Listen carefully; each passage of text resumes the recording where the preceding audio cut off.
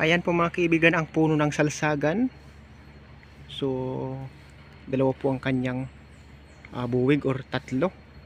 Pero isa na po doon ang sulit or solid na puro na hinog ang bunga. Ayan po ang kanyang puno. So, ito tinatawag din sa amin na bunga-bungaan. Pero hindi po ganito yung or bunga. Pero hindi po ganito yung bunga namin na nginanganga mga kaibigan. Hindi ko lang po alam ito kung ito ay pwede bang inganga. Ayan, makita nyo. So lapitan po natin yan sa puno. Ang puno ng salsagan. Ayan, dito na tayo makaibigan sa puno nya. Hilaw pa ito isang buwig nya. Ayan po siya. So tanggalin natin isang buwig na wala ng laman or wala ng bunga. Ayan, natanggalan natin mga kaibigan. Ayan po siya.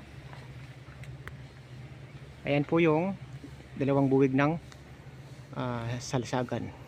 So isang buwig niya mga kaibigan or bulig ang tawag sa amin, isang term namin ay halos orange na or hinog na. Ayan. So may nangalaglag na ito mga kaibigan, yung dalawang buwig din na una nung mahal na araw. Ito po siya mga kaibigan, mayroon na siyang suloy. Ayan, meron na po siyang suloy mga kaibigan, buhay na. Pwede na itong pantanim.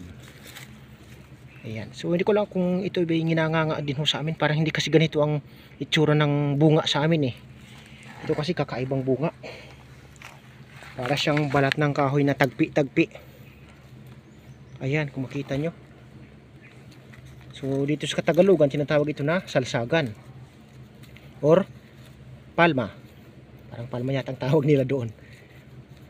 So dito naman sa amin ay bunga. So ang tawag dito sa amin isa, bunga-bungaan. At saka hindi ko lang po sure kung ito ay nginanganga. Ayan, tatanong ko pa ito sa mother ko. Kasi mukhang ngayon ako nakakita ng ganitong bunga-bungaan na malalaki din. Pero hindi ko alam kung bakit ganito ang kanyang itsura. Matigas ito mga kaibigan eh. Kasi sinubukan ko ito minsan biniak. Matigas siya.